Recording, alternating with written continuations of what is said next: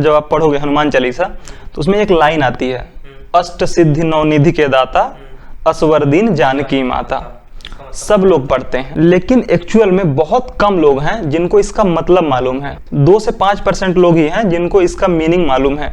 8 जो सिद्धियां हैं उनके बारे में बहुत कम लोगों को मालूम है कि हनुमान जी के पास कौन कौन सी 8 सिद्धियां थी।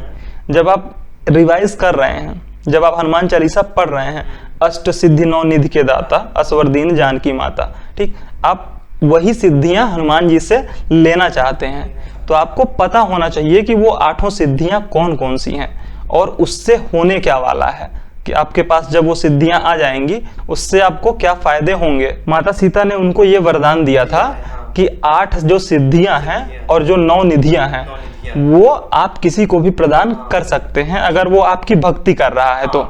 लेकिन ये 8 सिद्धियां कौन कौन सी हैं ये आपको मालूम है? नहीं मालूम है, मैं बता रहा हूँ। सबसे पहली जो सिद्धि है उसे कहा जाता है अनिमा। अगर आपने अनिमा सिद्धि पा ली है तो आप अपनी बॉडी को बहुत ही छोटा कर सकते हैं, अपने अकॉर्डिंग जितना छोटा आप करना चाहें और जब करना चाहें आप उस तरीके से उतना छोटा कर सकते हैं। हनुमान जी के पास ये सिद्धि थी, अब उसका यूज कहाँ पे किया उन्होंने, आप समझिए।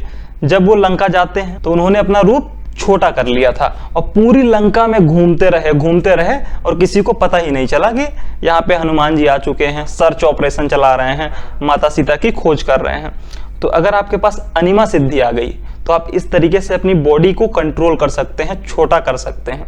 दूसरी जो सिद्धि है वो है महिमा।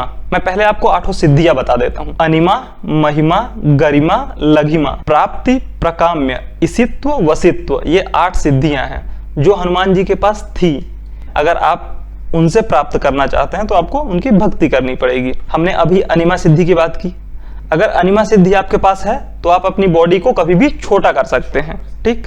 अगर आपके पास महिमा सिद्धि है तो आप अपनी बॉडी को बहुत बड़ा कर सकते हैं, कभी भी जब चाहे, मतलब एक तरीके से विशाल काय रूप कभी भी दे सकते हैं, इतना बड़ा कि पर्वत का आकार भी आप ले सकते हैं।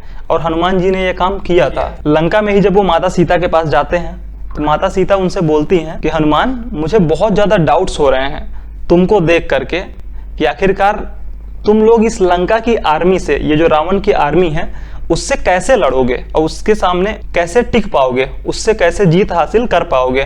क्योंकि रावण की जो आर्मी थी वो बहुत ही ज्यादा प्रोफेशनल आर्मी थी और बहुत ही खतरनाक आर्मी थी। अगर आप रामायण को पढ़ेंगे तो आपको पता चलेगा कि रावण के पास एक बहुत बड़ी आर्मी थी और उससे लड़ना और जीतना बहुत मुश्किल था।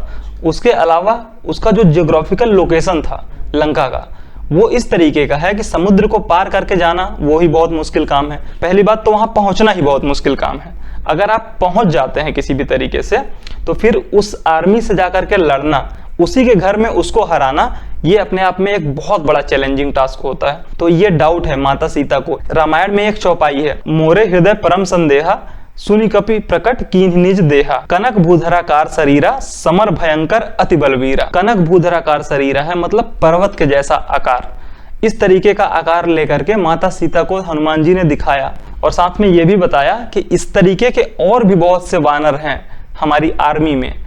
आपको हम पे बिलीव करना होगा कि हम लोग आएंगे और बहुत जल्दी आपको छुड़ा करके यहाँ से ले जाएंगे। भगवान राम आएंगे और रावण को हरा करके ले जाएंगे। तब जाकर के माता सीता को हनुमान जी के ऊपर बिलीव हो जाता है, वो उनके ऊपर भरोसा कर लेती हैं।